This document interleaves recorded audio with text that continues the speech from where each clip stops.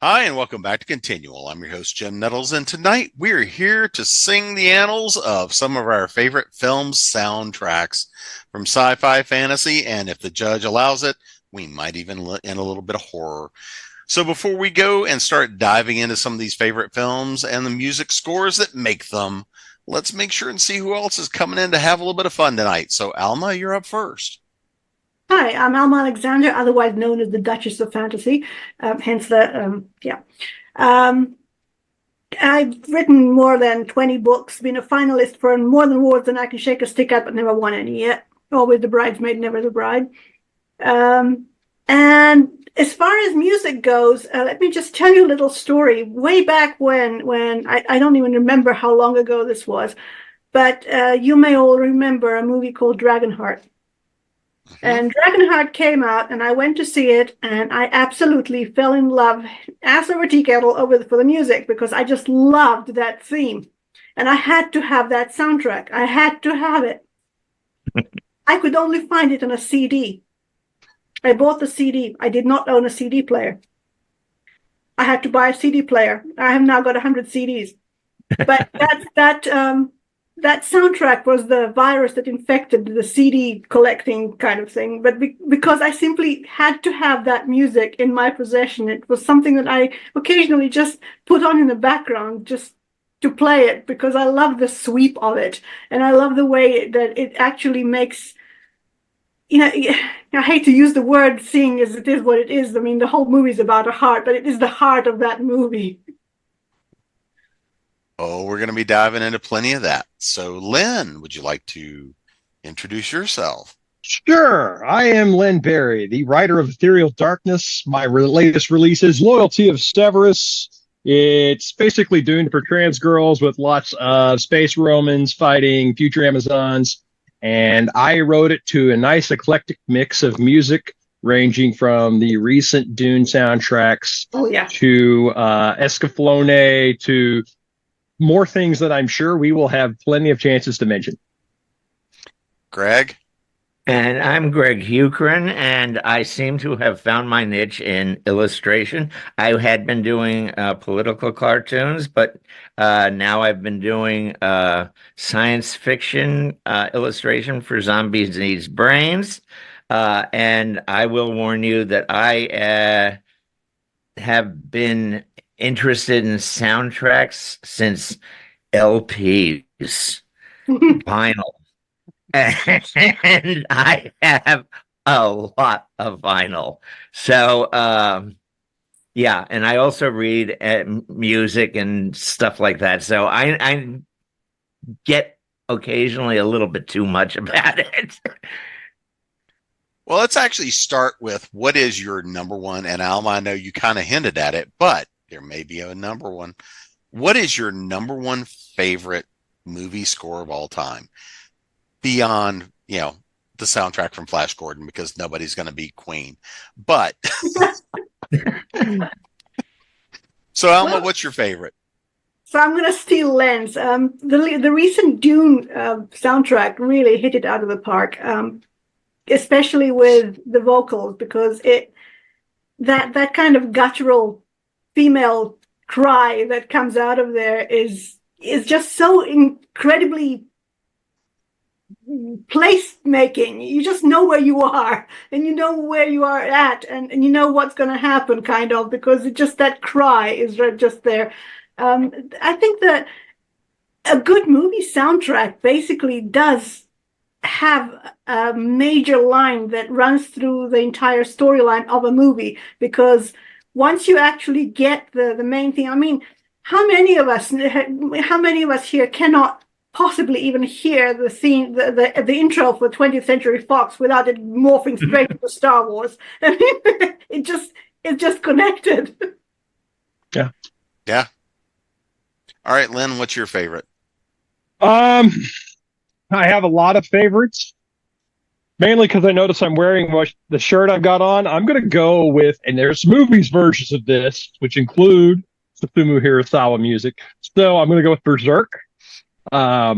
It has the rare distinction of being music that fueled a manga that ended up fueling the same music again. So it's a circle soundtrack. Very circular in that sense. And, Kentaro Miura created the series. He would listen to Susumu Hirasawa. And then when they started actually making the show, they got Susumu Hirasawa to do the music. And even when they extrapolated out to movies, their credit intro music was still done by Susumu Hirasawa. So it's a creation that was kind of fueling itself over and over again. Oh, and can I just jump back in for one little moment so I can set up Greg? Because he was kind of going for horror, and this is kind of horror. I went completely unknowing of what I was going to see into the movie house to see Pan's Labyrinth. I just walked in blind, and I walked in without knowing anything about the movie, the story, the director, or anything at all. That lullaby hasn't left me since I first heard it. Okay. In my head, it's like an earworm. It's sad. There's this da da da da da da, and it's like in the back of my brain. So, Greg, what's your favorite? Well, my actual favorite is something that nobody's going to be able to find, but I'll mention it anyway. 1934, The Black Cat. You've got to see this movie in order to hear the sound. Ooh, it is the greatest pastiche classical score ever. It has a theme for Boris Karloff. That's from the Liszt B minor sonata. Dun, dun, da, da, da, da, da, da. And it's got a theme for Bela Lugosi. I can't remember. It's from Tasso. But in any case, and it's got lay preludes, and it's got Tchaikovsky's Romeo and Juliet. And it's just a wild score. And it's by Heinz Rehmheld, who eventually won an Academy Award for Yankee Doodle Dandy. And the director wanted a classical music score, and Heinz said, no problem. I played piano for silent movies. I know everything to know. So go see the movie. It is on the Universal Horror Channel. So, all right. Now you're tying up time I don't have to give, and that's a film I have not seen in a long time. I love all the old Universal monster movies. Yeah, and I kind of mentioned, things like when you hear Queen and Flash Gordon, because Flash Gordon was fun romp, absolute camp, took itself not seriously at all, although a couple of the actors tried. And yeah, when you listen to that score and that soundtrack, when you have a band as iconic as Queen and really going in where they were supposed to just do one song, they're like, oh, no, we got to do the whole thing. A little bit like when they did the whole Highlander soundtrack, right? I was about to ask. That's on that number 2 list, right? You can't get past Queen and some of these soundtracks, but obviously they're not the only major band to ever score film. So, Len, what's one of your favorites? What's a band that has scored a soundtrack for you for a film? Okay, this is going to seem like a cheat again, given what I've already said, but I think we're going to have to go with Toto, 1984 Dune. Okay, it ain't Hans Zimmer. But what is? Come to think of it, Hans Zimmer isn't Hans Zimmer. No. Hans Zimmer's really Tina Guo and great singers. No, but the Toto soundtrack has so many cool guitar riffs, and they're on the sandworms. Womp, womp, womp. And then they bring in the Brian Eno prophecy music that's all operatic but low tone. It's like, if I was on drugs, I'd be having a great time. Now I'm just having a good time. So, no, that is a big case of a popular band doing a soundtrack. I could name more, but that's the one that I play the most. So I feel sure we'll have more opportunities. Oh, I'm sure. Greg, how about you? What's your favorite one that's like a band soundtrack? Band, oh, well, I would have to go with Ghost in the Shell. Oh, It's not really a band thing, but it's wonderfully uh esoteric music. It's uh both the movies and the television show. Now the television show was done by Yoko Kanno, and Yeah, I met her at Otakon about 10 years ago. I'm And jealous. huh? I'm jealous. Yeah. And she did a concert of all of the music that she did, and of course, um, Cowboy Bebop was also one of hers. But Ghost in the Shell is definitely my top there. Alma? I don't know that I have a band. When I go for soundtracks, I tend to go for the rather more symphonic kind of thing. I mean, don't get me wrong, I love my Queen, but when it comes to soundtracks for fantasy movies, anyway, it was basically something that I need to.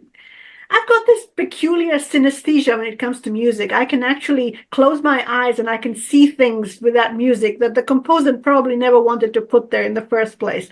Like just for an example, when I first heard the Game of Thrones theme music, what I saw in the back of my brain had absolutely zilch to do with the Game of Thrones. It was just a very, very filmic kind of visual experience, but it had nothing to do with the show that they were the scoring. It was basically just off the left field kind of thing. And I do that quite a lot. And I think that's the reason why I prefer the symphonic stuff, because it just lets my mind kind of mount a wild horse and go off into the wild blue yonder, and I don't know where I'm going half the time, but it's fun to see where it takes me. Just as an aside, I mean, say going off the bands, John Williams is a sort of patron saint of soundtracks when it comes to that. But I just wanted to let you imagine this moment. A couple of cons ago, many years ago, they had a sort of gender flipped Dr. Horrible's blog skit for opening ceremonies, and they cast me as Dr. Horrible. And I made my entrance to the Darth Vader march. Oh, that's wonderful. It was one of the experiences of my life, and just stalking into Darth Vader music. Especially having just lost James Earl Jones. Yes. Yeah. Oh. Yes, So- I love Mark Hamill's various R.I.P. Dad. Mhm. Sad but happy at the same time in a weird way. Well, I mean, to have a career like that, and I mean, to have somebody who is that beloved for so many properties, I mean, and to be that iconic of a voice, right? I mean, that's The kind of, he just had to utter a syllable and you knew exactly who was talking. It was one of those voices. so that kind of leads to me to my next question. Who is a composer for film that the second you hear the music, you know exactly who it is? We're just talking about John Williams, right? A John Williams score is all, you know exactly it's a John Williams score the moment you hear it. So, Greg, who's somebody else that, the moment you hear it, you know who has scored the film? And if we're staying with fantasy sci-fi, Yes, we Bernard are. Herrmann. Who? Bernard Herrmann. Benny Herrmann, he did 20,000 or rather he did Mysterious Island, he did The Journey to the Center of the Earth, he did Seventh Voyage of Sinbad, Psycho, we'll throw in for a horror movie. He just did everything in the late 50s, early 60s in sci-fi horror and fantasy. He was the one who did The Day the Earth Stood Still. Oh, And you Yeah. hear it and you go, Benny. It's a Yep. Benny score. Alma, how about you? I think I just gave it John Williams. All right. Len, how about you? Basil Paul Duras. Ooh. Oh, you especially since you just mentioned things involving James Earl Jones, Conan the Barbarian. There are so many themes in that. But if I played that music and immediately played the score to say RoboCop, you would know it's the same guy. Yeah. Well, and you can't miss somebody like a James Horner, right? Who has done a lot of things. You know, a James Horner. And since we're on the horror kick, and since I'm going to blow it again anyway, but James Carpenter. Yeah, we were talking about James Carpenter. John Carpenter, yeah. Again. I put on Escape from New York last night, and I said to Jean Marie, "Who did the score?" And it was John first note. Well, at least I screwed it up differently. I didn't call him John Carter this time. I've done too many shows about John Carpenter in the last couple. I'm gonna give up on that. But so yes, John Carpenter, because he got his start as a composer right before film. And you can tell the difference in his films when he's the composer and when he's not. Yeah. Yes. Yeah. I mean, the one score that's in one of his movies that isn't blatantly him, because, well, it's not him at all. Ennio Morricone, The Thing. Mm-hmm. That's haunting and And low and melancholic. His music. And, yeah, but it is very much the right call for John Carpenter to not score that movie. Now, John Carpenter's fun because Donald Pleasance was in Halloween, and he said, the reason I'm doing this movie is because my daughter saw Assault on Precinct 13, and she said you were good. Nice. So nice. So, kind of pushing into it, let's talk about movies that sucked, but the score is the only reason that anybody cares. Alma, this one's going to go to you first. Pass. Let me think about it. Len? I got it right here. It's called King Arthur, Legend of the Sword. Is the movie good?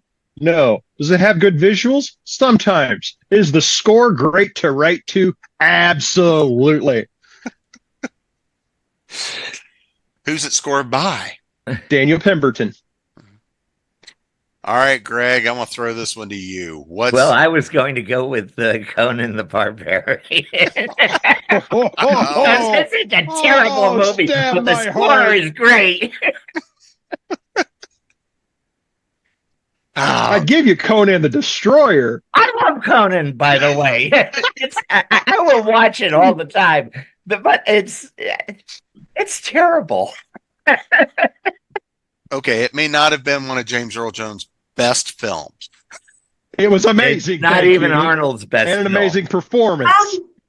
I'm gonna go with it wasn't an amazing blow it out of the Spark score, but it was a decent kind of environmental kind of setup. But the second Wonder Woman movie. Oh. Okay. Yeah. I mean, it's great environmental setup, and the movie itself was horrible, but the music wasn't that bad. I have to agree, and I say this as somebody who has a Wonder Woman poster right there. So looking at the various soundtracks, because again, the scores, the soundtracks. So Lynn, I'm gonna go to you. What's something for you that makes the perfect fantasy soundtrack? You take me to a place that may be where you're trying to take me, but you're willing to take me to a place that I haven't yet thought of. So if the music will dare me to imagine or dare my mind to go past what I'm already thinking. Greg mentioned earlier the Ghost in the Shell standalone complex soundtrack. There's a song in the first season soundtrack where it's this kind of low heartache loaded song, even though it's played during kind of a traumatic action sequence. I think it's The Beauty That's Within Us. I think that's the name of it. It's been a while since I've listened to that one. But it's the story, emotionally, of the human that has been experimented on to make this war tank that's on a rampage. But it's the emotion that's driving that character to just go home. And that's the kind of a piece of music that's designed to make you think beyond what's in the scene. That's what nails it for me. Greg, how about you? I'm going to have to pass on this one because my brain is not functioning there yet at the moment. So I'll take a hard pass here. All right, Alma. Like I said, for me, it's the kind of the lush, sweeping symphonic thing that I really love because it takes me to places in my head that I haven't been yet. But having said that, having a band like Queen score a movie, it also works. I think the thing for me, the baseline for me is are the people who are doing the music, are they understanding what they're trying to score? There can be perfect pieces of music, but they just don't fit with that piece of movie. And, they have to mesh for that to work, for a soundtrack to work. Because if you're getting yourself kicked out of the universe, if you like, that you're being pushed into by the visuals, by a piece of music that is so completely non-connected to that, it's basically enough to wreck the whole thing. It has to kind of mesh, and I have a feeling that is harder than it sounds on the face of it. Finding the right person to score the right thing for the right piece of movie clip, in order to sort of to make the whole thing work. Yeah, it's very difficult. Yeah, I think I was trying to. Now I was thinking in terms of it takes you to a different place, like King Kong takes you to a different place, but Black Swan, it does not take you to where you're going with Tchaikovsky. It takes you into this incredible psychotic world of this ballerina. Now that. And I love that movie. It's one of my guilty pleasures. I'll give you an example of a piece of music and a piece of science fiction that, to me, just don't connect at all. Mostly, when you say Star Trek, you think of a sort of instrumental kind of intro. Then they stuck that song onto Enterprise. Oh, yeah. And I mean, that basically the song nails it today, nails it to this day, to this time, to this era, because it's so familiar sounding to us today, which makes it extremely difficult to make that mental leap into now we are in the future in a starship kind of thing. Yeah. I like the aversion to that, though, when they have their Mirror, Mirror two-parter. I forget what the episodes are called, but it replaces that music with this tense, slow beat, operatic, imperial style, throbbing sort of march, like, we're going to conquer the galaxy because we're human. That's what they're selling. But at least somebody had the idea that wasn't quite working for them, so they tried to do it. No. So let's actually talk about the importance of soundtracks, right? When they work, but if you got a good example of a soundtrack that's a great soundtrack but wasn't right for the film, Greg? Soundtrack that was a great soundtrack but not right for the film, or maybe it was even a horrible soundtrack and even worse for the film. Boom. Have to think. Go on to somebody else. All right, Alma. Len? I don't know. That's a good question. I got to think about that one. Don't just dodge it to me. I got to think about this one for a minute. I'll get there. All right, we'll come back to that question. So I want to throw out a question. Yeah, good question. Right? Yes. Because I can think of a lot of '80s movies where the soundtrack in the movie All right. Here's my suggestion. Jim, give us your lead on that, and I will gladly follow. Okay. So I'm going to go, for example, Legend. Okay. Yep. Legend had this gorgeous soundtrack. The movie, you got to put up with Tom Cruise. But everybody knows the real love story, and that's with the devil anyway. Come on. Look, it's Tim Curry. How much right? What more do you want? I mean, Tim Curry and that soundtrack going together works wonderfully. But there are elements to that. I mean, you've got Tangerine Dream, you've got David Gilmour, you've got all those Pink Floyd elements. You have this very ephemeral soundtrack, and parts of it works. But I think this is part of the reason that there were so many things about the movie and feedback. I went back and rewatched it because I was doing a panel on that a while back and went back to go watch it, which I hadn't done in years. And I mean, fundamentally, the movie was except for the parts Tim Curry's in. But the soundtrack itself was in so many ways so much better than the film. Okay. I'm looking something up for you. You'll appreciate that. So it's things like that that draw me out. So while we were on Tim Curry, basically was the Sweet Transvestite song written with him in mind? Because I can't. I mean, I don't know that it is. I don't know, but I can't. I mean, I've seen that thing. I've seen that show on stage, and I'm sorry, but every time they start that song, I just see Tim Curry in my head. It's like one of those things. So when it was done as a London stage performance, originally, I don't know, it wasn't, because Tim Curry was unknown like everybody else on that stage at that point in time. It was that stage performance then when they did the movie that launched a lot of careers. Yeah.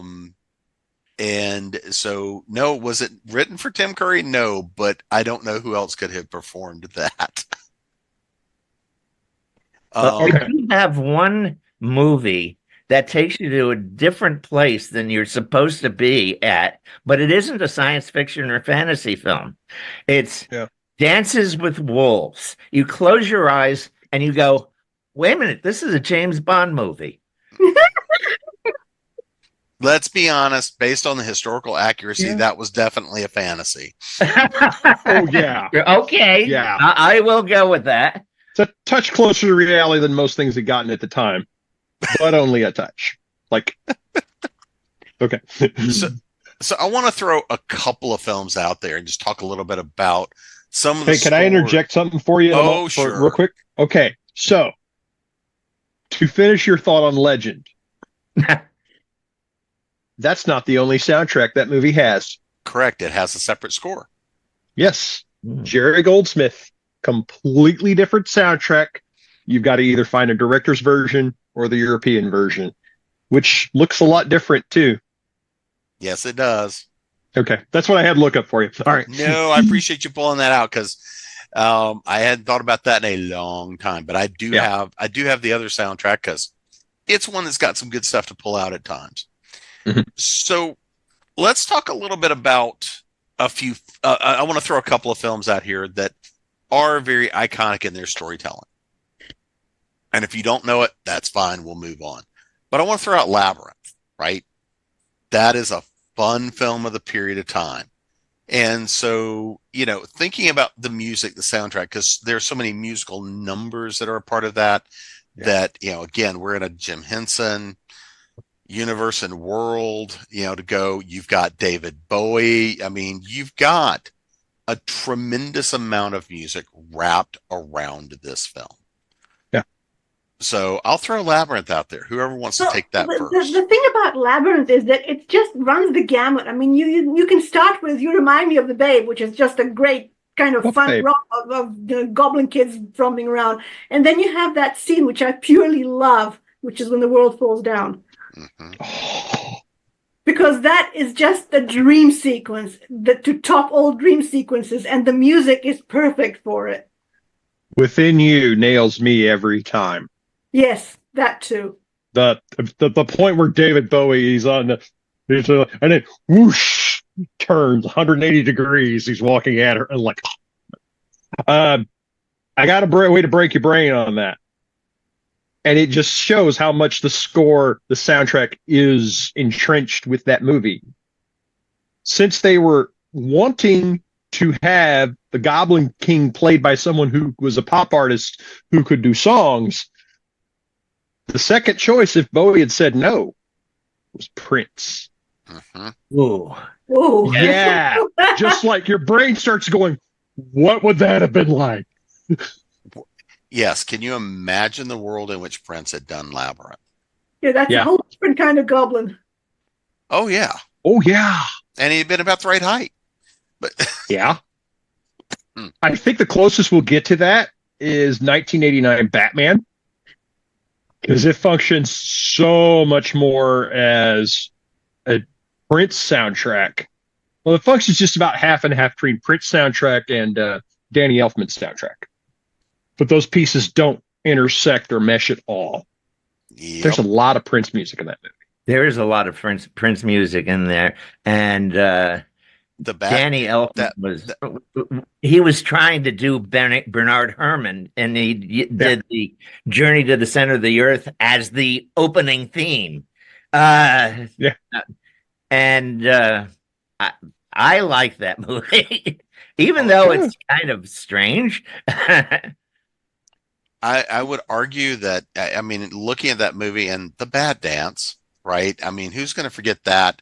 Who's going to forget the Joker making his way through the museum to that score, right? Oh, yeah. That's Party Man. Mm-hmm. The music there set a tremendous score. So I'm going to make a slight exception, and I'm going to go to Purple Rain since we're talking Prince. We can't entirely skip out on Purple Rain as a soundtrack. Yeah. It's a soundtrack, but it's an album, but it's a soundtrack. Mm-hmm. It doesn't matter which way you're coming from on it. It's kind of baked into the culture. Yeah. All right. So I'm going to have fun. I'm going to throw one out here that falls in that bad movie category because I cannot help myself.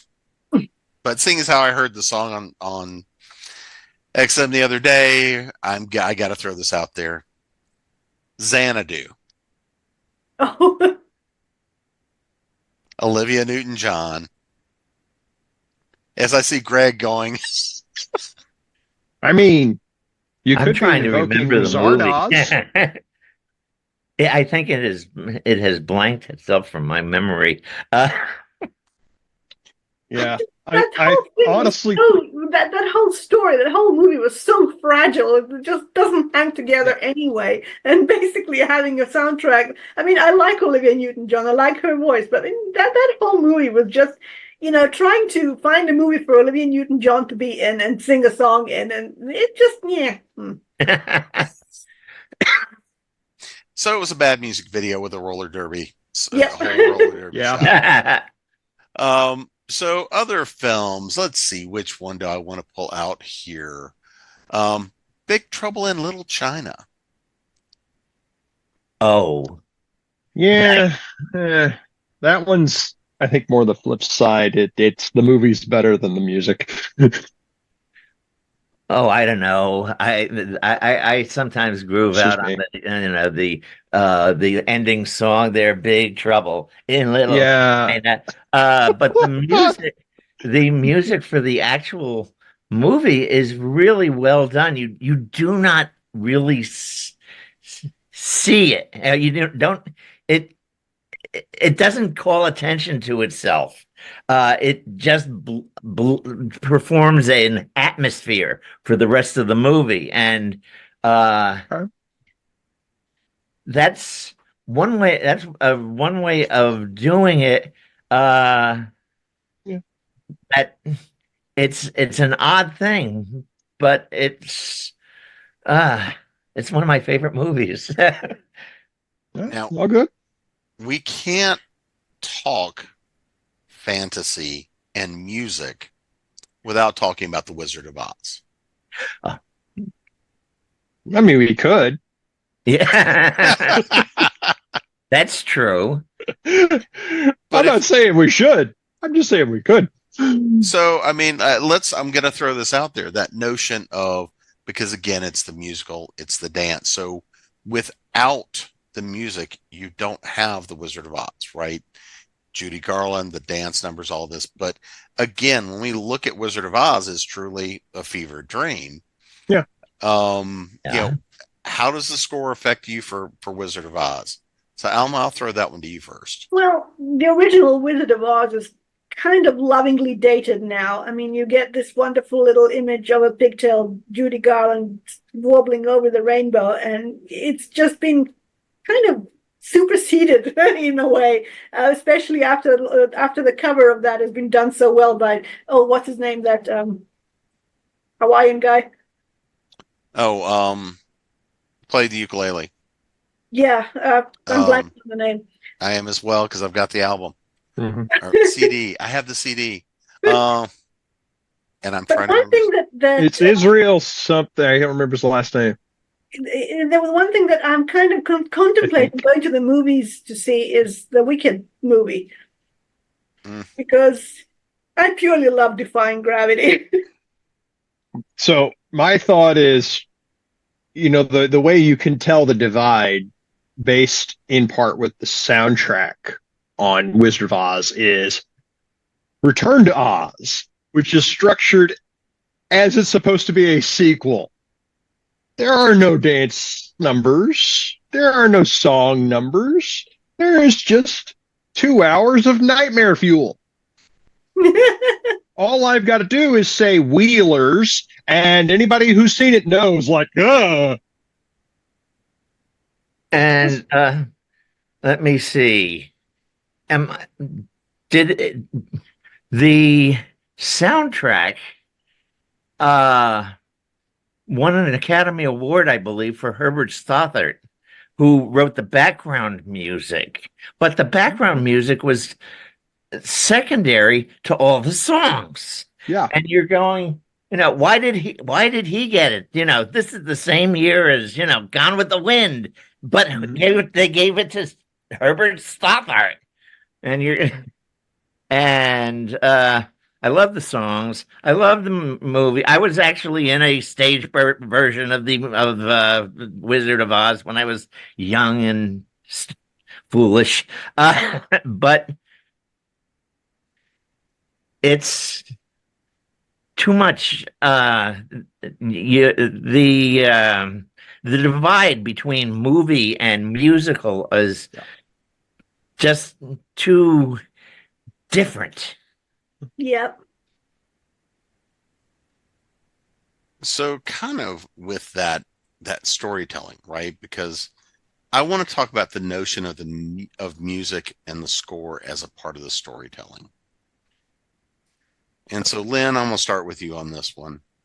When we look at movie scores as a part of the overall storytelling, what's important for you? How do the two really tie together, or sometimes don't? And what does that do for you for the storytelling and for the experience? I think there's a really strong example in my mind, and we surprisingly have not mentioned directly yet. And I'll say what that is in a moment. But my direct answer to the question, though, is if a soundtrack is working with a movie, then it is delivering something out of that movie to create the deeper emotion that the audience needs. And I think the best examples, some of the most best primal examples in at least this century, are the Lord of the Rings movies. Mm-hmm. And there are so many little bits where, I can say da da da da da da, and you get one of a dozen different things in mind. Everything with the Rohirrim showing up or saying we're going to show up is always punctuated with the music. Anything that the forces of Sauron or Saruman do is always punctuated with their opposite version of that, which is this kind of dun dun dun. It's very simple. It's direct, even though there's a full orchestra behind it. It delivers on its intended points.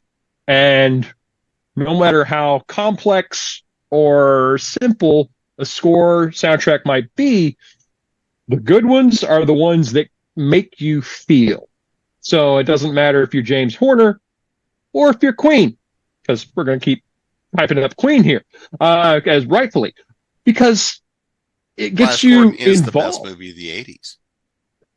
Flash, I mean, what more of a sequel of a soundtrack do you need with Freddie Mercury's doing that, and you get everybody else playing the musical company with it? You got the entire band of Queen going here. Yeah, do it. For me, it's the music helps drive the story forward. It's like Jaws. Yes. That music just keeps you getting more and more involved in this story. And, it's like that with Indiana Jones, especially, I mean, John Williams is a master at doing this sort of thing. I'm going to throw out something that, it's a kind of a show within a movie type of thing, but Galaxy Quest. Mm-hmm. Oh, basically, that's a good one. What you have is the theme music for a show that doesn't exist, but by the end of that movie, that show goddamn exists. Yeah. And it's in your head, and by Grabthar's hammer, you know that it happened. And the whole thing that rests on is the fact that music is constantly in your face. It's constantly reminding you that there is an alternate reality out there, and it's pulling you in. It's like a little black hole soundtrack thing. It's just pulling you into that universe. And I mean, that whole scene where the ship is kind of taking out 3/4 of the parking lot to come crashing into the convention center with the kids kind of running around with flares. I mean, the music for that, it's just wonderful stuff. And it just brings you straight. I mean, in a way, it's music for an entirely different thing, because it's not the music for the movie, it's the music for the show. But the show is so basic to the movie that it sort of pulls you into the universe where that show had to have existed. You believe it. Yeah. And you never actually see this show. You just get a couple of snippets, but it's like you've watched the show the whole time. Of course you have. It's called Star Trek. And it's Star Trek The Next Generation, because they do a Next Generation soup up of that intro at the end of the movie for their resurgence series. Got to bring them back somehow. So I kind of want to talk a little bit about the difference between, let's just go with, the theme songs for movies, right? What's our, that opening theme song, not the whole score, but is there a favorite theme song for a movie for you guys? Whether it's, now I got to throw a bad one out there, but we know that it made a lot for the film. Things like Ghostbusters, right? We've seen that theme song, Ghostbusters. We've seen it happen for Men in Black. We've seen, where you've got that pop song that is the anchor for the film going through. So is there a favorite for you guys, a favorite song in a favorite film where it's just that one theme song?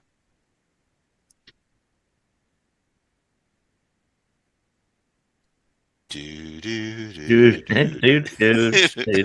Jeopardy theme? Is that supposed to be the answer? Dead Air. We all know Dead Air.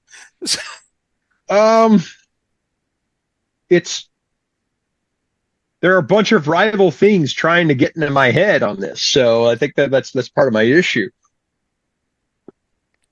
All right, Greg. And I'm trying to figure out, oh my God, do I know any of these theme songs? Because I am the kind of person I like Alma. I like the orchestral music, and if there's a theme song, I tend to ignore it.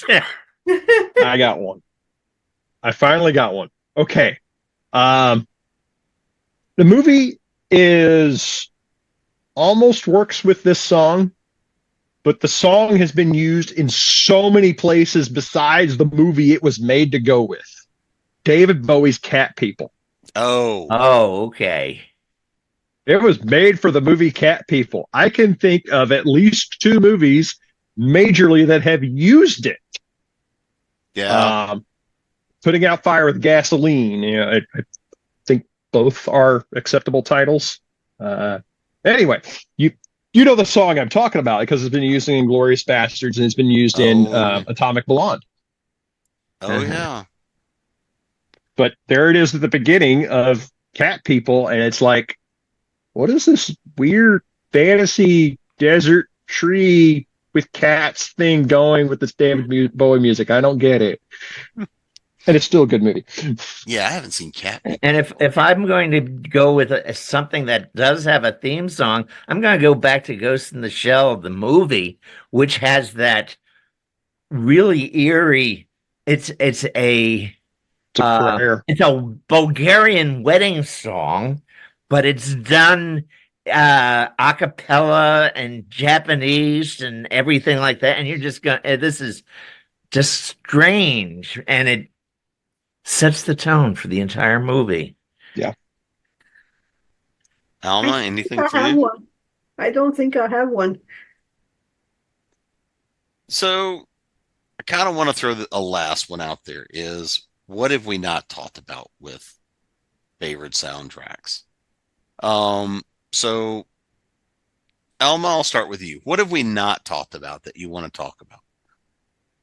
Well, there is an almost, I think that you have to be a certain kind of geek/nerd for this, but there's an almost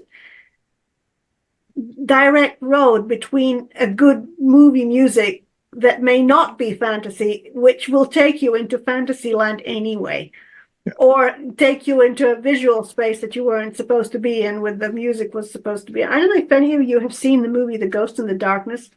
Oh, yeah. Yes. Yep. It's been a while. That theme, and then it opens up into this incredibly wide symphonic kind of thing. Now, I don't know if any of you have ever been to Africa, but that is an African sky. That piece of opening music, you just look up, and the first time I saw that was when we landed on the African plateau when I was 10 years old, and my first African sunset is that piece of music. And I think it would work beautifully in any kind of a fantastical setting, simply because it does take me to places where, it's directly connected to Africa for me, but I can see a piece of fantasy being attached to that would work just beautifully.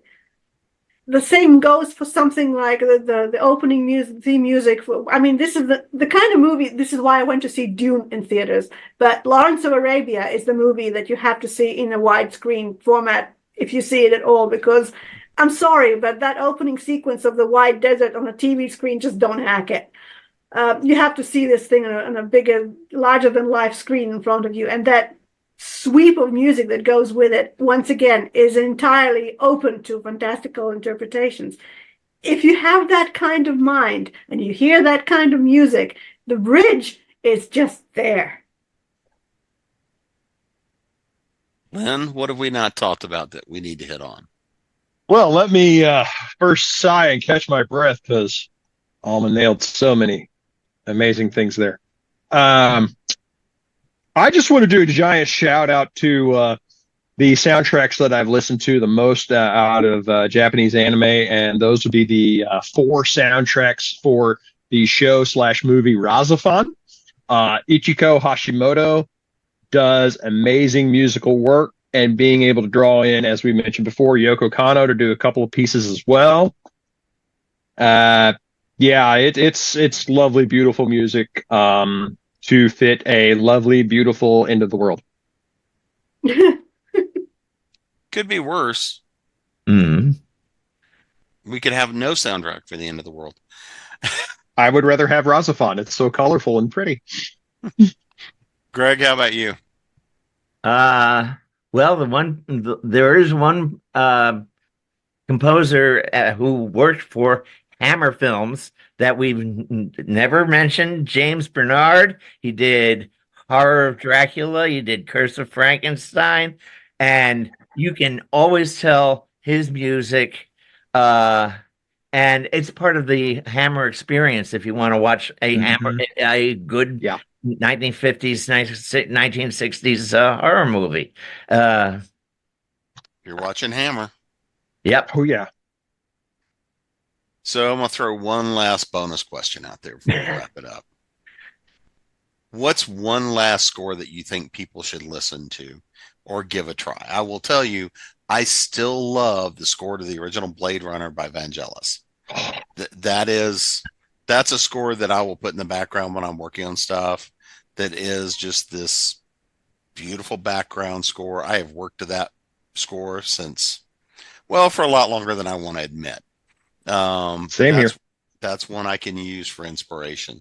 So Alma, what's a good score for you for inspiration? Okay, staying with Africa for a little while. Has anybody seen the movie, which I'm now blanking on, Congo? Oh Yeah. Yes. Back to Tim Curry, aren't we? Uh-huh. Yeah, he's in it. Russian. Is it? I forget. I am. But anyway, that's another CD that I own. That's another CD soundtrack that I own that I listen to as background music because it's so totally atmospherically there for me. It's just one of those pieces of music that works apart from the movie as well as in the movie. And you can listen to the music even without having heard the movie, having seen the movie, but when you actually know both of them, they do mesh. All right, Len, what's a soundtrack for you for people to check out to inspire their work? I'm going to go the Trevor Jones composed "Last of the Mohicans." It may not be fantasy, but it will take your mind to fantastical places. Greg? I don't like to listen to music while I am working. But if you're going to listen to something that is inspirational, The Adventures of Robin Hood by Korngold. Oh. That is wonderful music. Oh, and can I throw out one more thing because Sure. all going to laugh at this because no one mentioned this before, but it does have a musical angle to it. There's a certain movie out there that is almost like a cult movie, Fifth Element. Oh, okay. When you think about the fact that the aria that's sung by the diva isn't actually really meant to be sung by a human voice at all. Yeah. But there was a Chinese opera singer who actually did the whole damn thing by her own self.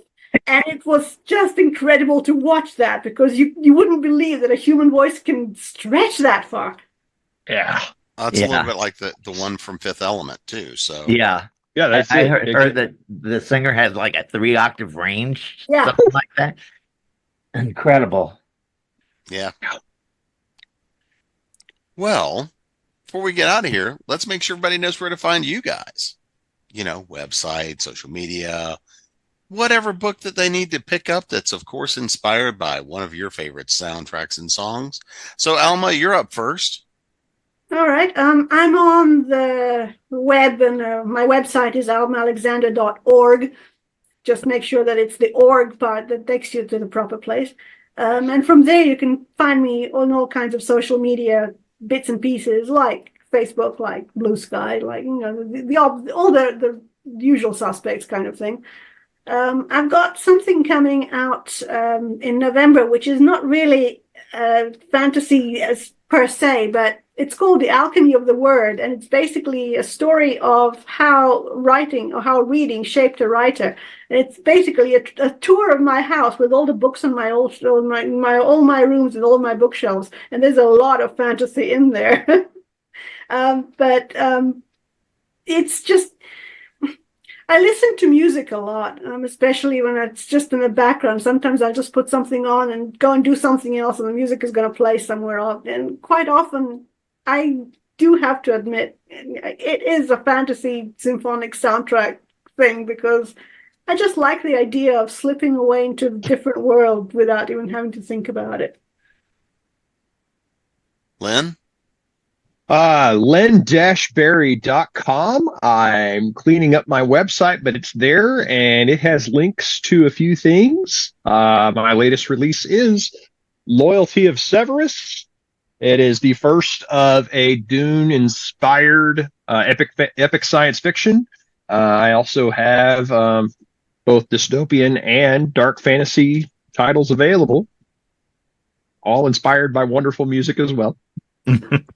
Greg? Well, most of my new stuff I put on my Facebook artist page, which is Ivy Caffeine, facebook.com/IVCAFFEINE. And hopefully in a couple of months, we'll have something on a GregHuchrin.com. But for right now, that's where you go to see my whatever I come up with next is Ivy Caffeine. And you can find me at jamespnettles.com, authoressentialsworkshops.com, gradingpros.com, and of course here at ConTinual. And we'll see you again soon.